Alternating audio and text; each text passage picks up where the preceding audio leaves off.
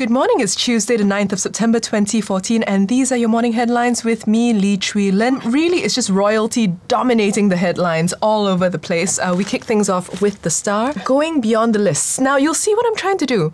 I'm trying to kind of arrange it according to least dramatic to most dramatic, because let me tell you, most dramatic gets to like Titanic proportions. And I don't mean Titanic as in large, I mean like Jack Dawson. Going beyond the lists, the Sultan found the submission of only one name from PKR and DAP to be, okay, depending on which paper you read, insulting, disobedient, treasonous, and that he can go beyond the lists provided to look at other candidates from the parties even if they weren't listed. So that's interesting because then why submit, right? But saying that is disobedient to the palace and I apologize. Now up here we have the stork returns, which is the cheesiest way of saying that William and Kate are expecting their second child. Now I, like many other people, was susceptible to the royal wedding. I oohed over the dress. I thought Prince George is super cute, but that, my friends, is not breaking news.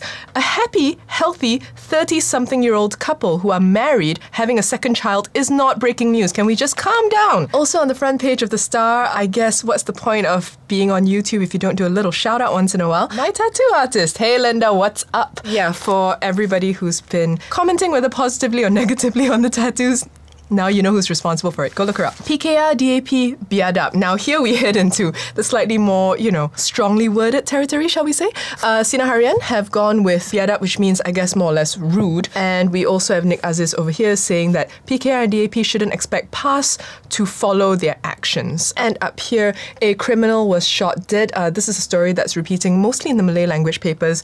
And I just want to say, no matter how badly a person behaved in life, I don't think we needed to see that. All right, Malay Mail. PKR, DAP are disloyal and insolent, fumes the palace. A little bit of editorializing. And same thing, just basically saying that if I asked you to submit more than 2 names, you do that. Berita Harian is continuing, well, a full list of descriptions. Murka, PKR, biadab, derhaka, basically running you through your Form 2BM with Bahasa Istana in case you forgot. But they're also a little bit of the odd child out today because they've run a full-page story about drug dealing. To be honest, this front page is a little bit Harian Metro for my taste from Berita Harian. There's sort of drugs and death and fire, and I'm not sure why they've gone with that when everybody else have gone with it's treason. The Sun. Now here we head into interesting territory because treason, unlike disobedience, unlike insolence, is something that's punishable by law. It has legal implications. It's not something that you just give a little slap on the wrist and send on their way. Treason used to be punishable by death, and I'm not sure who would be punishable by death in this instance. Nominating only one Aziza for MB post, an insult to the palace,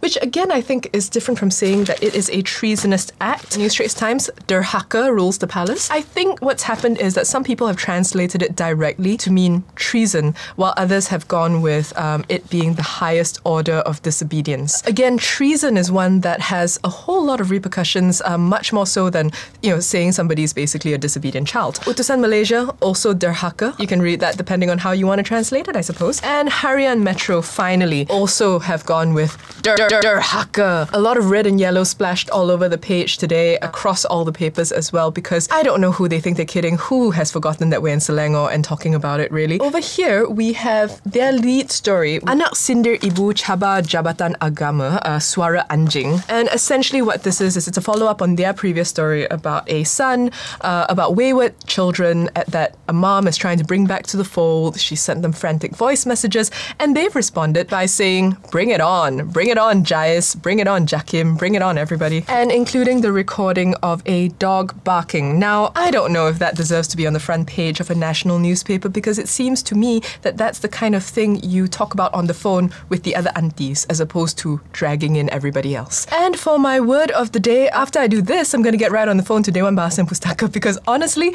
I'm really curious now to know exactly what derhaka means. But that's the word of the day, derhaka, because it is on almost every single front page. It is pretty much the only huge story of the day. Apparently, it runs the gamut between being used as disobedience and treasonous. And I think to get a full understanding of the situation and what the Sultan meant, we kind of need to know what he meant. And none of the papers have really bothered with that. You've been watching your morning headlines with me, Chwi, Lynn, BFM 89.9.